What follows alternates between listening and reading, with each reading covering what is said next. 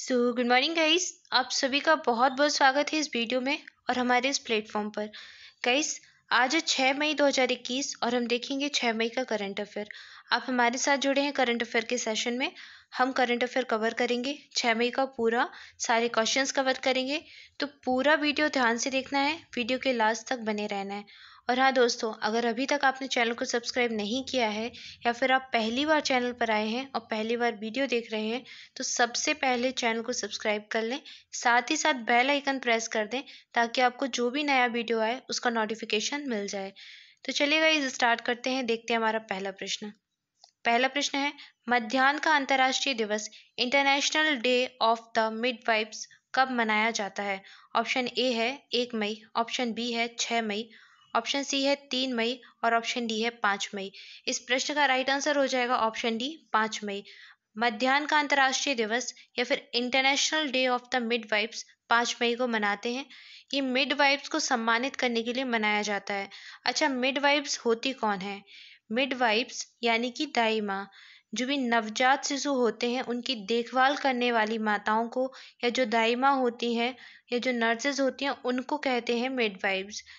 उनको ही सम्मानित करने के लिए, नवजात शिशुओं की देखभाल में उनके योगदान को बताने के लिए ये दिवस हर वर्ष मनाया जाता है। और पहली बार 1991 में ये मनाया गया तथा 1992 से हर वर्ष ये मनाया जा रहा है 5 मई के दिन। और 50 से ज़्यादा कंट्रीज ऐसी हैं जहाँ पर ये दिवस मनाया जाता है। तो इस प्रश्न का राइट आंसर था ऑप्शन डी 5 मई। देखते हैं अगला प्रश्न। नेक्स्ट है, भारतीय नौसेना द्वारा ऑक्सीजन की त्वरित आपूर्ति के लिए कौन सा ऑपरेशन शुरू किया गया है? प्रश्न में पूछा जा रहा है कि अब जो इंडियन नेवी है उसने ऑक्सीजन की त्वरित आपूर्ति के लिए कौन सा ऑपरेशन शुरू किया है? ऑप्शन ए है ऑपरेशन समुद्र सेतु 1, ऑप्शन बी है ऑपरेशन ऑक्सीजन, ऑपरेशन ऑक्सीजन और ऑप्शन सी है ऑपरेशन समुद्र शक्ति, ऑप्शन डी है इनमें से कोई नहीं। इस प्रश्न का राइट आंसर हो जाएगा ऑप्शन ए ऑपरेशन समुद्र सेतु 1। इम्पॉर्टेंट क्वेश्चन है, स्टार मार्क लगा लीजिए। ऑपरेशन समुद्र सेतु 1 पहली चीज नेवी का है, भारतीय नौसेना ने शुरू किया है।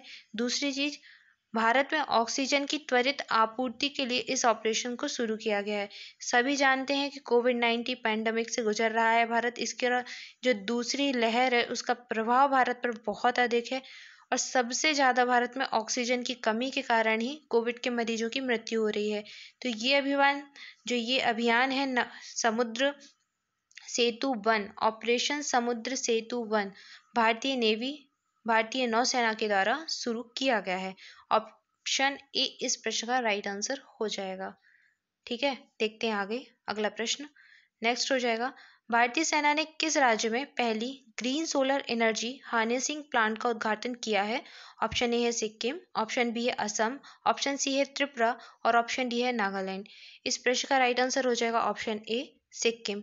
सिक्किम में अभी भारतीय सेना ने green solar energy harnessing plant का उद्घाटन किया गया है और ये पहला यहाँ का green solar energy harnessing plant है। सिक्किम राज्य में इसका उद्घाटन किया है। किसने? भारतीय सेना ने। इस प्रश्न का राइट आंसर था ऑप्शन ए। आइए बढ़ते हैं आगे, देखते हैं अगला प्रश्न। नेक्स्ट है, किसे जापान का order of the rising sun पुरस्कार दिया गया है? ऑप्शन ए है केसी चक्रवर्ती, ऑप्शन बी है श्यामला गणेश, ऑप्शन सी है उर्जित पटेल और ऑप्शन डी है रघुराम राजन। इस प्रश्न का राइट आंसर हो जाएगा ऑप्शन बी श्यामला गणेश। श्यामला गणेश को ये अवार्ड दिया गया है, जापान का अवार्ड है order of the rising sun. Shyamala Ganesh एक शिक्षक हैं और ये बेंगलुरु स्थित एक संस्थान में शिक्षक हैं तथा ये जापानी भाषा को पढ़ाती हैं। जापानी भाषा की ये शिक्षक हैं। तो जापानी सरकार ने हाल ही में बेंगलुरु स्थित जापानी शिक्षिका श्यामला गणेश को ऑर्डर ऑफ राइजिंग सन से सम्मानित किया गया है और ये बेंगलुरु में इकेवाना के ओहेरा स्कूल में कार्यरत हैं। 38 साल से ये इस स्कूल में पढ़ा रही हैं तथा इकेवाना क्या है? जापानी जो फूल है उनकी व्यवस्था की एक कला है। तो यहाँ पर जापानी संस्कृति को सिखाया जाता है, जापानी भाषा को पढ़ाया जाता है और ये जो अवार्ड है order of the rising sun, ये अवार्ड जापानी संस्कृति को बढ़ावा देने वाले लोगों को प्रदान किया जाता है। तो श्यामला गणेश को ये अवार्ड दिया गया है order of the rising sun. अच्छा, बात हो रही है जापान की, तो थोड़ा देख लेते हैं। जापान की जो राजधानी है वो है टोक्यो। जापान की जो मुद्रा है वो है जापानी एन। क्या है? जापानी एन। ये पूछी जाती है प्रश्न में, याद रखिए कि जापानी एन जापान की मुद्रा है। इसके अलावा यहाँ के जो प्राइम मिनिस्टर हैं यानी कि प्रधानमंत्री हैं वो है योशीहाइड सुगा। आप लोग नोट कर सकते हैं कौन है योशीहाइड सुगा, यहाँ के प्रधानमंत्री हैं यानी कि प्राइम मिनिस्टर। इस प्रश्न का राइट आंसर था ऑप्शन बी, श्यामला गणेश। आइए देख लेते हैं अगला प्रश्न। नेक्स्ट है बिलीव इन स्पोर्ट्स अभियान के नए राजदूत के रूप में किसको नियुक्त किया गया है या किसको बनाया गया है? ऑप्शन ए है पीवी सिंधु, ऑप्शन बी है मिसेल ली, ऑप्शन सी है ए और बी दोनों, और ऑप्शन डी है इनमें से कोई नहीं। इस प्रश्न का राइट आंसर हो जाएगा ऑप्शन सी, ए और बी दोनों। यानी कि पीवी सिंधु और मिसेल ली को बिलीव इन स्पोर्ट्स अभियान का राजदूत बनाया गया है। बैडमिंटन वर्ल्ड फेडरेशन BWF ने घोषणा की कि भारत के जो शटलर हैं पीवी सिंधु और कनाडा की मिसेल ली, भारत की शटलर पीवी सिंधु और कनाडा के मिसेल ली, इन दोनों को प्रतियोगिता में हेरफेर को रोकने के उद्देश्य से अंतर्राष्ट्रीय ओलंपिक समिति यानी कि IOC का जो एक अभियान है बिलीव इन स्पोर्ट्स अभियान के लिए एथलीट एम्बेसडर के रूप में नामित किया गया है। तो पीवी सिंधु कहाँ की हैं? भारत की। और ये कहाँ की हैं? कनाडा की मिसेल ली। तो इन दोनों को एथलीट एम्बेसडर बनाया गया है बिलीव इन स्पोर्ट्स अभियान का। अच्छा, याद रखना है ये स्पोर्ट्स अभियान किसका है? ये अंतर्राष्ट्रीय ओलंपिक समिति IOC का अभियान है, तो ये आप भी याद रखिए। इसके बाद बात कर लेते हैं अंतर्राष्ट्रीय ओलंपिक समिति यानी कि IOC की। इम्पॉर्टेंट है ये आपके लिए, जितने भी वनडे एग्जाम है उनके लिए इम्पॉर्टेंट है, तो अच्छे से नोट कर लीजिए। अंतर्राष्ट्रीय ओलंपिक समिति का मुख्यालय है लॉजेन, स्विट्जरलैंड में। स्थापना इसकी कब हुई थी? इसकी स्थापना हुई थी 23 जून 1894, 1894, कहाँ पर? पेरिस, फ्रांस में। और इसका मुख्यालय यानी कि हेडक्वार्टर है लॉजेन, स्विट्जरलैंड में, स्विट्जरलैंड के लॉजेन शहर में। और इसके जो अध्यक्ष हैं वो कौन है? अभी इसके वर्तमान अध्यक्ष हैं थॉमस वॉच। कौन है? थॉमस वॉच इसके वर्तमान अध्यक्ष हो जाएंगे। तो इतनी जानकारी इस प्रश्न से संबंधित आपको याद रखनी है। ऑप्शन सी इसका राइट आंसर था, पीवी सिंधु और मिचेल ली। इंपॉर्टेंट क्वेश्चन है, याद रखिए। बिलीव इन स्पोर्ट्स अभियान का ब्रांड एम्बेसडर या राजदूत बनाया गया है पीवी सिंधु और मिचेल ली को। ठीक है, आइए बढ़ते हैं आगे, देखते हैं अगला प्रश्न। नेक्स्ट है, निम्न में से किस देश ने हाल ही में इबोला के 12वें प्रकोप के अंत की घोषणा की है? रवांडा, केन्या, घाना या फिर कांगो? आपसे प्रश्न में पूछा जा रहा है कि जो इबोला वायरस है उसका जो 12वां प्रकोप आया था उसके अंत की घोषणा किसके द्वारा की गई है? कौन सा देश ऐसा है जो इबोला से मुक्त हो गया है?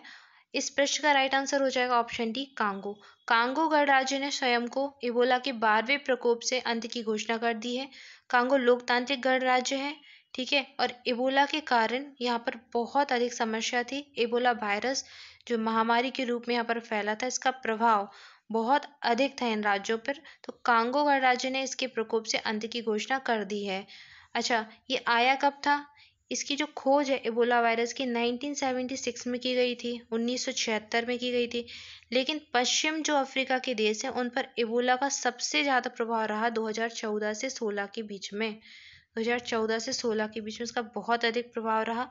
और अभी यहाँ पर जो उत्तरी किवू का पूर्वी प्रांत है वहाँ पर 6 लोगों की मौत भी हो गई थी। तो इसका प्रभाव लगातार बना रहा 2014 और 16 के बाद भी। लेकिन अभी हाल ही में कांगो ने इसके प्रकोप से अंत की घोषणा कर दी है, यानी कि ये यहाँ पर अभी इबोला वायरस का प्रभाव नहीं देखा जा रहा है। तो ऑप्शन डी इस प्रश्न का राइट आंसर हो जाएगा, कांगो गणराज्य। ठीक है, आइए देखते हैं अगला प्रश्न। नेक्स्ट है, भारतीय रिजर्व बैंक यानी कि RBI ने हाल ही में ICICI बैंक पर कितने करोड़ रुपए का जुर्माना लगाया है? ऑप्शन ए है 2 करोड़, ऑप्शन बी है 1 करोड़, ऑप्शन सी है 3 करोड़ और ऑप्शन डी है 5 करोड़। इस प्रश्न का राइट आंसर हो जाएगा ऑप्शन सी, 3 करोड़ रुपए। भारतीय रिजर्व बैंक यानी कि रिजर्व बैंक ऑफ इंडिया ने प्रतिभूतियों को एक श्रेणी से दूसरी श्रेणी में स्थानांतरित करने के मामले में अपने निर्देशों का पालन न करने के लिए ICICI बैंक पर 3 करोड़ रुपए का मौद्रिक जुर्माना लगाया है। बैंक पर यह जो मौद्रिक जुर्माना है बैंक द्वारा वर्गीकरण, मूल्यांकन और निवेश पोर्टफोलियो के लिए प्रूडेंशियल नॉर्म्स पर अपने मास्टर सर्कुलर में संचालन के लिए निहित दिशा निर्देशों के उल्लंघन के लिए लगा है। तो इन्होंने जो आईसीआईसीआई बैंक है, इन्होंने अपने पोर्टफोलियो के लिए प्रूडेंशियल जो नॉर्म्स होते हैं, उनका जो सर्कुलर होता है उसका संचालन ठीक तरीके से नहीं किया, तो ये मौद्रिक जुर्माना लगाया गया है आईसीआईसीआई बैंक पर। किसके द्वारा? रिजर्व बैंक के द्वारा, reserve bank of India, RBI. अच्छा, आरबीआई की स्थापना कब हुई थी? 1 अप्रैल 1935, 1935 में। इसके जो वर्तमान अध्यक्ष है वो कौन है? शक्तिकांत दास, याद रखिए। ऑप्शन सी इस प्रश्न का राइट आंसर हो जाएगा 3 करोड़ रुपए। देखते हैं अगला प्रश्न। नेक्स्ट है, किस राज्य सरकार ने हाल ही में गोपबंधु संबंधिका स्वास्थ्य बीमा योजना लॉन्च की है? ऑप्शन ए है उड़ीसा, ऑप्शन बी है पंजाब, ऑप्शन सी है दिल्ली और ऑप्शन डी है तमिलनाडु। इस प्रश्न का राइट आंसर हो जाएगा ऑप्शन ए उड़ीसा। उड़ीसा राज्य के द्वारा गोपबंधु संबंधिका स्वास्थ्य बीमा योजना शुरू की गई है। ये एक स्वास्थ्य बीमा योजना है जो कि उड़ीसा सरकार के द्वारा पत्रकारों के लिए शुरू की गई है। यह जो योजना है ये राज्य के कार्यरत सभी पत्रकारों को 2 लाख रुपए तक का स्वास्थ्य बीमा कवर प्रदान करेगी। 2018 में इसे लॉन्च किया गया था। 2 लाख रुपए तक का स्वास्थ्य बीमा कवर इसे यहाँ पर दिया जाता है पत्रकारों को। और इस योजना में सरकारी और निजी अस्पतालों में कैशलेस उपचार भी शामिल है। यह पत्रकारों को उनके कर्तव्यों का पालन करते हुए बीमारी और चोटों को कवर भी करती है। और अभी क्या हुआ है, उड़ीसा राज्य ने जो कोविड-19 के तहत जो पत्रकार काम कर रहे हैं तो उन्हें कोविड-19 योद्धा के रूप में सम्मानित भी किया है। और उन पत्रकारों को जो अभी कोविड यानी कि पेंडेमिक के दौर में काम कर रहे हैं, उन लोगों को गोपबंधु संवेदिका स्वास्थ्य बीमा योजना के तहत कवर किया जाएगा। तो उड़ीसा राज्य की योजना है, किसके लिए है? पत्रकारों के लिए है। और स्वास्थ्य बीमा योजना है, 2 लाख तक का कवर दिया जाएगा, इसमें स्वास्थ्य कवर दिया जाएगा। याद रखना है, गोपबंधु संवादिका योजना, स्वास्थ्य बीमा योजना कहाँ की? उड़ीसा राज्य की। इस प्रश्न का राइट आंसर हो जाएगा ऑप्शन ए उड़ीसा। आइए देखते हैं अगला प्रश्न। नेक्स्ट है, हल्के लड़ाकू विमान तेजस बनाने वाले में जो मुख्य भूमिका थी निभाने वाले पद्मश्री से सम्मानित किस वैज्ञानिक का 78 वर्ष की उम्र में निधन हो गया है?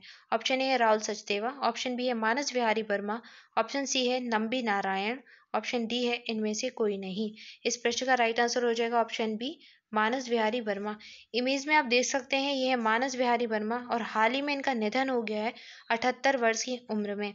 2 पॉइंट इंपॉर्टेंट है, पहला पद्मश्री से सम्मानित थे ये, और एक इम्पॉर्टेंट पॉइंट है कि हल्के लड़ाकू विमान जो कि तेजस, इसको बनाने में इनकी महत्वपूर्ण भूमिका थी। इमेज में भी आप देख सकते हैं कि तेजस का मॉडल अपने पास रखे हुए हैं, इसको दिखा रहे हैं, प्रदर्शित कर रहे हैं। तो जो तेजस विमान आप देखते हैं हल्का लड़ाकू विमान है भारत का, तो उसको बनाने में इनकी महत्वपूर्ण भूमिका थी। हाल ही में इनका निधन हो गया है, मानस बिहारी वर्मा। आपसे पूछा जा सकता है कि मानस बिहारी वर्मा कौन थे, किस क्षेत्र से संबंधित हैं? तो एक साइंटिस्ट थे। क्या थे? साइंटिस्ट थे, यानी कि वैज्ञानिक थे। ऑप्शन बी इस प्रश्न का राइट आंसर हो जाएगा। आइए देखते हैं आगे, बढ़ते हैं अगला प्रश्न की ओर। नेक्स्ट है, राष्ट्रीय मानवाधिकार आयोग के कार्यकारी अध्यक्ष किसे बनाया गया है? ऑप्शन ए है राहुल सचदेवा, ऑप्शन बी है अनिल त्यागी, ऑप्शन सी है सोली सोराबजी और ऑप्शन डी है प्रफुल्ल चंद पंत। इस प्रश्न का राइट आंसर हो जाएगा ऑप्शन डी प्रफुल्ल चंद पंत। इमेज में आप देख सकते हैं ये है प्रफुल्ल चंद पंत और इन्हें राष्ट्रीय मानवाधिकार आयोग का भी नया कार्यकारी अध्यक्ष नियुक्त किया गया है। ये भी राष्ट्रीय मानवाधिकारी आयोग के जो नए कार्यकारी अध्यक्ष हैं वो नियुक्त हुए हैं। तो इस प्रश्न का राइट आंसर है ऑप्शन डी, आपको याद रखना है। अच्छा, बात कर लेते हैं राष्ट्रीय मानव अधिकार आयोग की। तो इसकी जो स्थापना है, इसकी स्थापना हुई थी कब? 1993 में, 1993 में राष्ट्रीय मानव अधिकार आयोग की स्थापना हुई थी। कब हुई थी? 1993। मोस्ट इंपॉर्टेंट डेट है, याद रखनी है। इसका जो मुख्यालय है वो है नई दिल्ली में, यानी कि जो न्यू दिल्ली है वहां पर इसका मुख्यालय हो जाएगा राष्ट्रीय मानवाधिकार आयोग का। प्रफुल्ल चंद्र पंत को राष्ट्रीय मानवाधिकार आयोग के पूर्व अध्यक्ष जस्टिस एच.एल. दत्तू ने की जो है वो जगह लेंगे। अभी जस्टिस एच.एल. दत्तू यहाँ पर थे, तो इनकी जगह लेंगे प्रफुल्ल चंद्र पंत। NHRC राष्ट्रीय मानव अधिकार आयोग का इनको नया कार्यकारी अध्यक्ष नियुक्त किया गया है। ऑप्शन डी इस प्रश्न का राइट आंसर हो जाएगा। सो गाइज, ये था आज का करंट अफेयर। आइए देखते हैं आज के लिए प्रश्न। आपका प्रश्न है, निम्न में से कौन सा देश कम गति वाली ड्राइवरलेस कारों को चलाने की अनुमति देने वाला पहला देश बना है? ऑप्शन ए है ब्रिटेन, ऑप्शन बी है भारत, ऑप्शन सी है नेपाल और ऑप्शन डी है जापान। इस प्रश्न का राइट आंसर आपको कमेंट बॉक्स में करना है। सभी बच्चे आंसर करें। ज़्यादा से ज़्यादा लिखने की कोशिश करें।